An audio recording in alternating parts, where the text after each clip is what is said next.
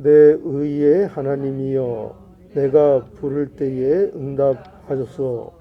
困難 중에 나를 너그럽게 하셨사오니 나를 긍휼히 여기사 나의 기도를 들으소서. 인생들아 어느 때까지 나의 영광을 변하여 욕되게 하며 허사를 좋아하고 괴효를 구하겠는고. 셀라. 여호와께서 자기를 위하여 경건한 자를 택하신 줄 너희가 알지어다.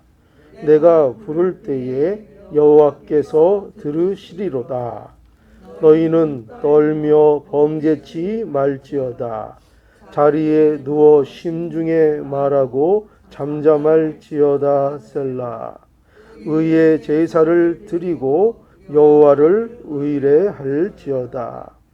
여러 사람의 말이 우리에게 선을 보일 자 누구뇨 하오니 여호와여 주의 얼굴을 들어 우리에게 비치소서. 주께서 내 마음에 두신 기쁨은 저희의 곡식과 새 포도주의 풍성할 때보다 더하니이다. 내가 평안히 눕고 자기도 하리니 나를 안전히 거하게 하시는 이는 오직 여호와시니이다. 아멘. 한 개인에게 있어서 이 거짓으로 모함을 받는 것만큼 견디기 어려운 것이 없을 것입니다. 사실이 아닌 것을 가지고 사실처럼 공작을 하고 또 많은 사람들을 현혹을 시켜서 그 거짓의 세력을 크게 해서 그것이 방향이 나를 겨냥하고 있다면 그럼 이것처럼 참 힘들고 견디기 어려운 일이 없을 것입니다. 특별히 이 이스라엘 사회에서는요, 이 개인의 명예라는 것이 굉장히 중요한 사회였습니다. 그래서 어떤 개인을 거짓으로 모함을 해서 그에게 치명적인 상처를 줄 수 있었습니다. 그러니까 개인의 자존심 또 사회적 지위 이런 것에 아주 이 거짓 모함이 치명적인 결과를 가져오는 것이죠. 오늘 그 20편 4편은 바로 이러한 일들에 대하여 우리에게 보여주고 있습니다. 여기 다윗이 아주 공경에 빠져 있고 그 공경 중에 지금 기도하는 내용이 바로 이 시편 4편의 내용이에요. 여기 1절을 한번 보면은 1절에 내 의의 하나님이여 내가 부를 때에 응답하소서. 고난 중에 나를 너그럽게 하셨사오니 나를 긍휼히 여기사 나의 기도를 들으소서. 지금 다윗이 기도하고 있죠? 네, 기도하고 있습니다. 나를 긍휼히 여겨주시옵소서. 이렇게 기도하고 있습니다. 다윗은 이 기도를 어떻게 하고 있는가? 그가 고난 중에 이미 경험이 있었어요. 고난 중에 하나님께서 자신을 구원해 주셨다. 그 경험을 다윗이 가지고 있습니다. 그래서 여기 보면 여기 고난 중에 나를 너그럽게 하셨사오니 이 대목이 다윗의 경험을 지금 고백하고 있는 것입니다. 하나님께서 내가 고난 중에 있을 때 나를 도우셨습니다. 그래서 다윗은 그러한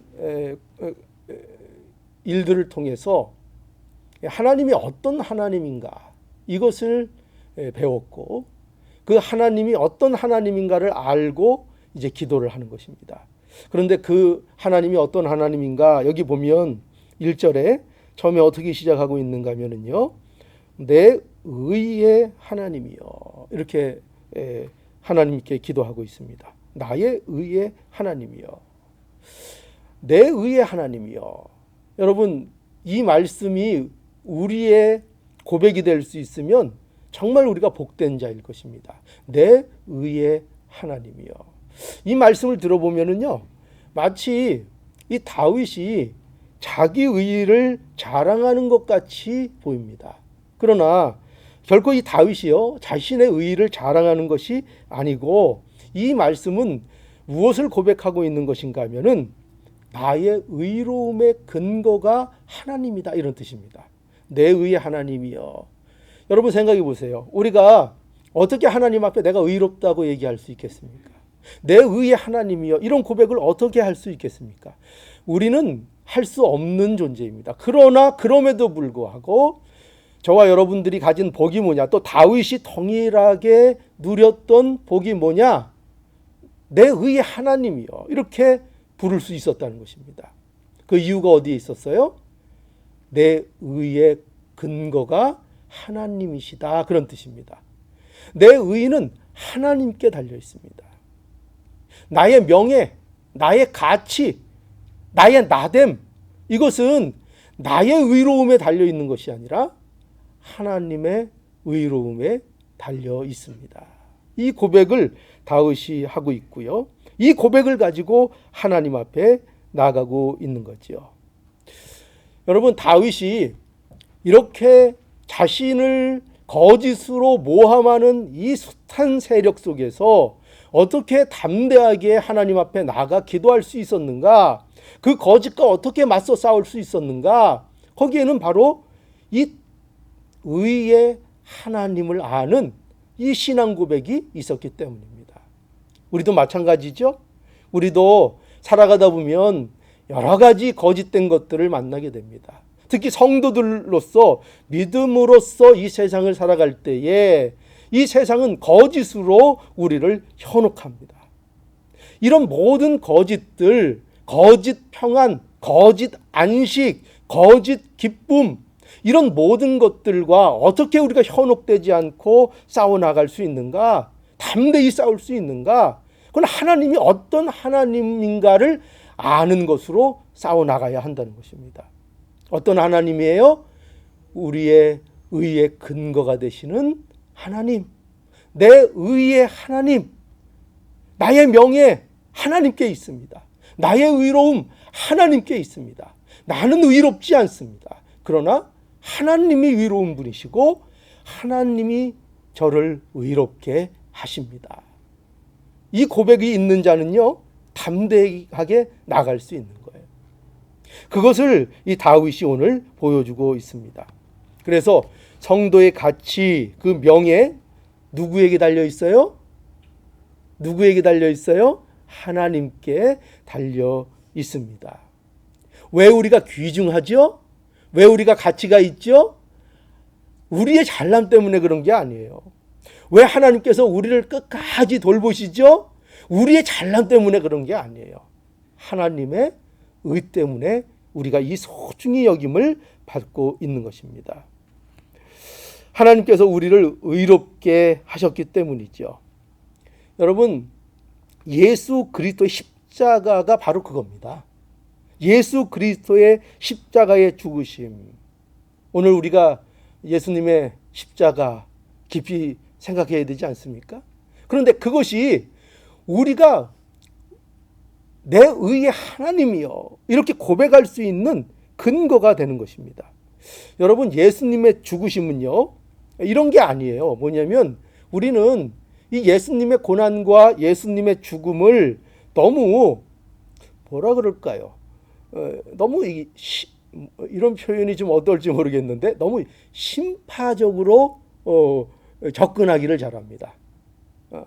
그죠? 이렇게 막 어떤 슬픈 이야기, 그래서 막 눈물이 쏙 빠지는, 물론 하나님의 은혜를 생각하면 그런 면이 있습니다. 그런데 단지 그리스도의 십자가는 그렇게 우리에게 어떤 감동적으로 어떤 감정의 변화만을 주는 그런 것이 아니에요. 무슨 감동을 주는 작품이나 그런 게 아니에요. 우리 예수님의 십자가의 죽음은 그저 어떤 훌륭한 의인의 어떠한 훌륭한 행적 정도가 아닌 거예요. 그리스도의 죽음은 그것을 내가 보고 어떤 마음의 감동을 받고 그래서 그것을 통하여 야, 나도 저렇게 살아야지, 나도 저 삶을 본받아야지 하는 일종의 어떤 모델, 그 정도의 죽음이 아니에요. 그런데 우리가 어떤 오해를 잘하는가? 우리는 그 차원에서 십자가를 자꾸 생각하려고 그래요. 아, 내가 본받아야 되는 십자가, 내가 뭐 이렇게 우리 훌륭한 분의 모습, 이런 것들만 생각하기 쉽다는 것입니다. 얼마나 아프셨을까? 예, 물론 아프셨겠죠. 그러나 우리가 십자가를 통해서 꼭 알아야 될 것은 그 십자가의 죽음이 매우 실질적인 일을 우리에게 이루는 죽음이었다는 것을 알아야 한다는 것입니다. 그거는 벽에 걸린 멋있는 성구도 아니고 우리가 바라보고 어떤 감정을 돋구는 그런 상황도 아니고 그 일, 그 역사적인 일로 인하여 실제적인 구원의 역사, 실제적으로 우리를 의롭게 하는 일이 일어났다는데 우리는 초점을 맞춰야 하는 것입니다. 실제로 우리를 살린 예수 그리스도의 십자가. 그래서요, 성도의 의로움은 그 십자가 때문에 사단이 우리에게 뺏어갈 수 있어요, 없어요? 우리에게 뺏어갈 수 없는 것입니다. 사단이요, 성도들에게 할 수 없는 게 있고요, 또 할 수 있는 게 있습니다. 사단이 할 수 있는 건 뭘까요? 성도들에게 뭘 할 수 있을까요? 성도들을 낙담케 할 수 있어요. 누가요? 사단이 그렇게 할 수 있습니다. 낙담하게 해서 신앙생활을 하지 못하게 할 수 있습니다. 그 방법 중에 가장 많이 쓰는 게 뭐예요? 거짓과 모함으로 낙담하게 만드는 거예요. 우리 낙담하게 하는 것입니다. 낙심이 마음에 들어오게 하는 것입니다. 그래서 신앙생활을 하지 못하게 하는 것입니다. 그러나 사단은 뭐를 못해요? 그렇다고 해서 우리를 일시적으로 낙담하게는 만들 수 있어요. 그러나 우리에게 뭘 못할까요? 성도의 의로움을 뺏어가지 못해요. 성도의 이 복음 뺏어가지 못해요. 왜 그런가? 성도의 의로움은 하나님이 이루신 의이기 때문에 그런 거예요. 그건 못 뺏어갑니다. 여러분, 성도가 내 의의 하나님이야 하고 나가면 반드시 그래서 사단을 이기고 사단의 참소를 이길 수가 있는 것입니다. 오늘날 사단이 얼마나 우리를 속으려고 하는지 모릅니다. 온갖 거짓을 동원해서 우리의 신앙을 흔들고 우리가 멈춰 서서 나아가지 못하게 한다는 것입니다. 이렇게 사단이 우리를 참수할 때 우리는 어떻게 하면 돼요? 이 다윗이 그랬던 것처럼 어떻게 나가면 됩니까? 의의 하나님이여, 내 의의 하나님이여 하고 나가야 한다는 것입니다. 나를 의롭게 하신 하나님 앞에 나가는 것입니다. 하나님께서 우리를 예수 그리스도 안에서 의롭게 하셨으니 그것을 믿고 나아갑니다. 하나님, 그러니 이기게 해주세요. 하나님의 변함없는 긍휼하심을 의지하고 기도하면 되는 것입니다. 그 기도를 그렇게 하려는 거예요. 여기 이제 다윗은 2절에서 5절에 보면 또 이렇게 말하고 있어요. 2절에서 5절 한번 볼까요? 인생들아, 어느 때까지 나의 영광을 변하여 옥되게 하며 허사를 좋아하고 괴유를 구하겠는고 셀라.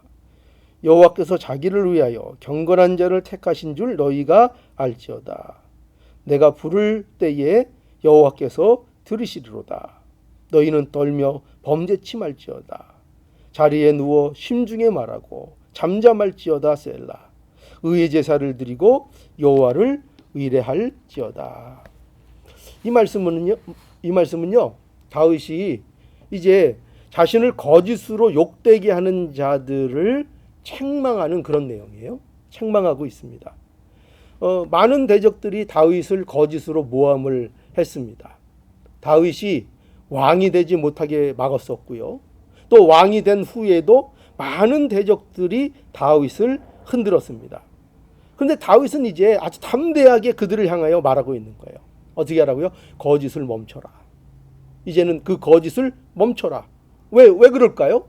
왜 이렇게 담대하게 다윗이 그들을 향하여 말할 수 있을까요? 여기 이렇게 말씀하고 있죠. 이 다윗이 이렇게 고백하고 있죠. 하나님께서 자신을 택하셨다는 거죠.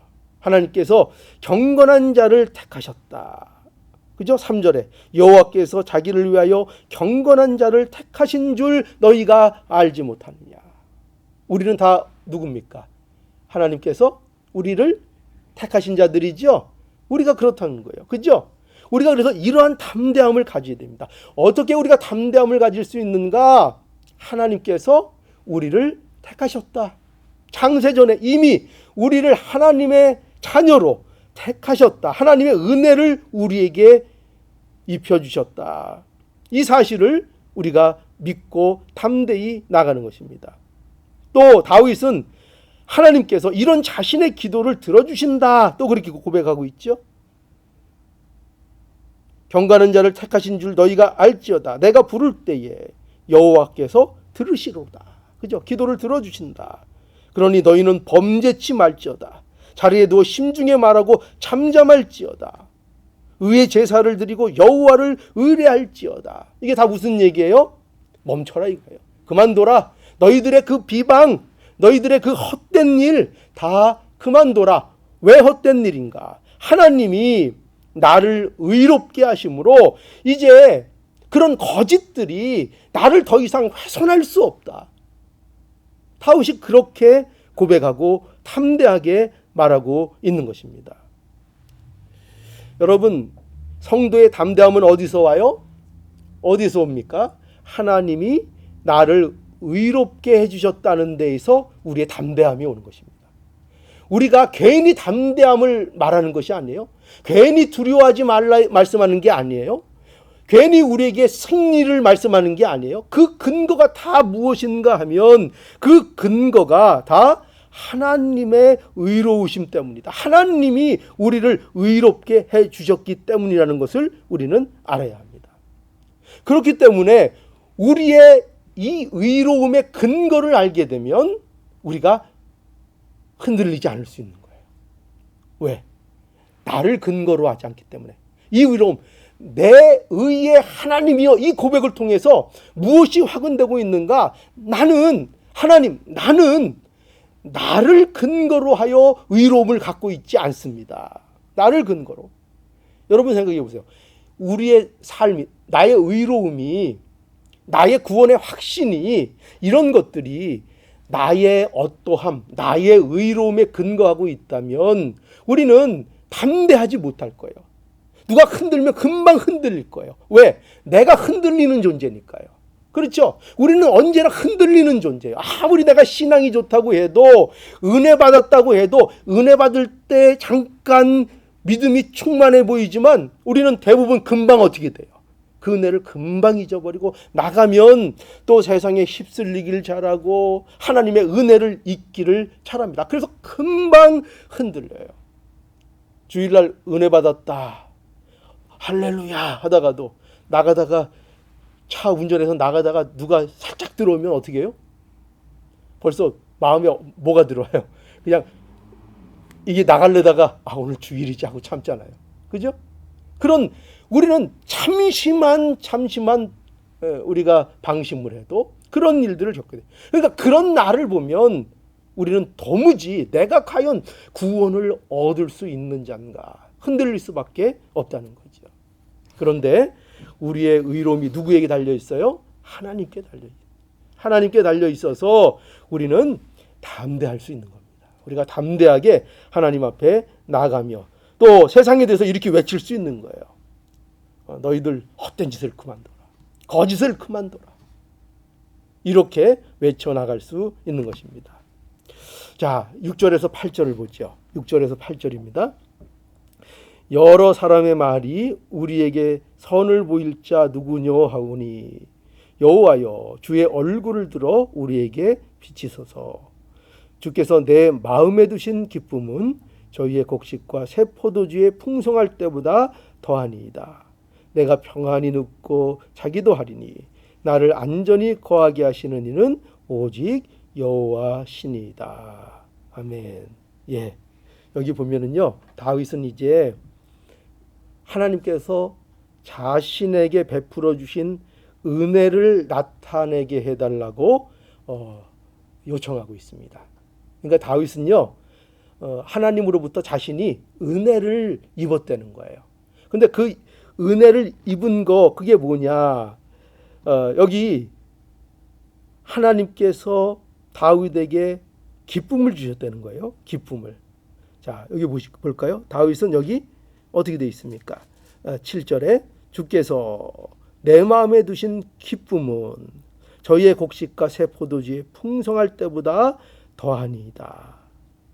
하나님께서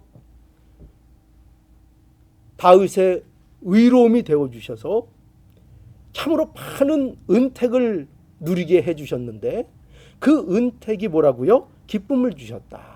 이렇게 고백하고 있는 겁니다. 하나님이 나에게 기쁨을 주셨다. 다윗은 이 기쁨에 대해서 이렇게 설명하고 있죠. 저희의 곡식과 새 포도주의 풍성할 때보다 더한 기쁨을 나에게 주셨습니다. 그러니까 세상은 다 뭐로 기뻐해요? 그 세상의 풍요로, 그죠? 세상에 있는 것, 저희의 곡식, 새 포도주, 풍성함, 그 얼마나 기쁜 일입니까? 그런데 다윗은 그것 이상, 아니 그런 기쁨이 아닌 다른 종류의 참으로 세상은 모르는 기쁨을 하나님께서 다윗에게 허락해 주셨다 하는 것입니다. 그 은택을 베풀어 주셨다는 것입니다. 이게 어떤 기쁨일까요? 구원의 기쁨이죠. 다윗만 알고 있는 구원의 기쁨, 또 영원한 기쁨, 공허하지 않게 되는 기쁨. 세상의 기쁨은 다 어때요? 금방 공허하잖아요. 금방 공허하잖아. 금방 뭐 세상이 떠나갈 것처럼 기쁜 것처럼 허허거리다가도 금방 어떻게 돼요? 금방 공허하잖아요. 그죠? 금방 공허한 웃음일 뿐입니다. 그러나 하나님께서 위로운 자들에게 주시는 기쁨은 공허하지 않은 기쁨, 영원한 기쁨 우리에게 주십니다. 또 특별히 하나님을 사랑하는 기쁨, 그죠? 하나님의 사랑을 아는 기쁨, 이것보다 더 큰 기쁨이 있을까요? 이 기쁨을 누구에게 주세요? 하나님의 의를 의지하는 자들, 내 의의 하나님이여 하고 고백하는 자들, 이런 자들에게 이 놀라운 기쁨을 허락해 주신다 하는 것입니다. 또 그뿐일까요? 하나님께서는 하나님의 의를 의지하는 자들에게 또 뭘 주시는가? 평강을 주신다는 거예요. 평강을 주십니다. 다윗은 이 평강을 경험한 거예요. 내가 평안히 눕고 자기도 하리니 이렇게 말하고 있죠. 내가 평안히 눕고 잔다.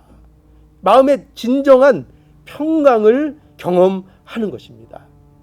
빌립보서 4장 7절 그리하면 모든 지각에 뛰어난 하나님의 평강이 그리스도 예수 안에서 너희의 마음과 생각을 지키시리라. 하나님의 의를 의지하는 자들에게 하나님께서 은혜의 혜택을 주시는데 그게 바로 평강을 주신다 하는 것입니다. 세상 그 어떤 것으로도 뺏을 수 없는 평강을 주신다. 자, 또 그뿐일까요? 또 뭘 줄까요? 안식을 주신다. 여기 8절에 보면 내가 평안히 눕고 자기도 하리니 나를 안전히 거하게 하시는 이는 오직 여호와시니이다. 나를 안전히 거하게 하신다. 안전히. 이 말씀은요, 그저 단순히 보호하는 측면, 뭐 어떤 어려움으로부터 보호한다 그런 뜻도 되지만 이 안전히 거하게 한다는 것은 하나님께서 나의 구원의 하나님이 되어주셔서 나의 구원을 잃지 않도록 하나님께서 나를 끝까지 이끌어 주신다. 가장 안전하게 나를 이끌어 주신다. 그래서 우리가 신학적으로 보면 성도의 견인이라는 것이 있습니다. 하나님께서는 그의 택한 백성들을 구원을 잃어버리지 않도록 끝까지 그 자녀들을 한번 택하신 자녀들을 끝까지 인도해 주시고 보호해 주시고 이끌어 주신다. 하나님의 목적에 다루는 그 순간까지 끝까지 인도해 주신다. 이렇게 말씀하고 있습니다. 그래서 우리가 안전한 거예요. 이것보다 더 안전한 게 어디 있겠습니까? 그래서 우리는 하나님의 의를 의지할 때에 우리가 뭐를 우리의 삶 속에서 경험하게 됩니까? 큰 기쁨을 경험하게 되고요. 하나님의 의를 의지하고 나갈 때에 우리가 또한 평강을 경험하게 되고요. 하나님의 의를 의지하고 나갈 때에 하나님이 주시는 참 안전함을 갖게 되는 것입니다. 여러분, 하나님이 주시는 안전함보다 더한 안전함이 어디 있겠어요? 더한 기쁨이 어디 있겠어요? 더한 평강이 어디 있겠습니까? 그걸 누구에게 주신다고요? 다윗이 하나님을 어떻게 고백했다고요? 내 의의 하나님이요. 나의 의는 누구에게 달려 있다고요? 하나님께 있습니다. 내가 의로운 것은 나의 잘남도 아니고 내 의로움도 아니고 내 공로도 아니고 오직 하나님이 의로우신 분이고 하나님이 나를 의롭다 하시니 제가 하나님 앞에 나아갑니다. 의의 하나님. 이렇게 할 때 하나님께서 한량없는 세상은 주지 못하는 기쁨, 세상은 주지 못하는 평강, 세상은 주지 못하는 안전함, 이 안전함을 우리에게 주신다 하는 것입니다. 그래서 우리가 천국 가는 그날까지 하나님께서 기쁨과 평강과 안전함으로 우리를 지켜주신다. 그게 보장되어 있다. 이렇게 말씀하고 있는 것입니다. 그러니 오늘도 의의 하나님, 그 하나님 앞에 우리가 나아가 고백하고 기도할 수 있는 우리 모두 복된 이 시간이 되어야 하겠습니다. 예.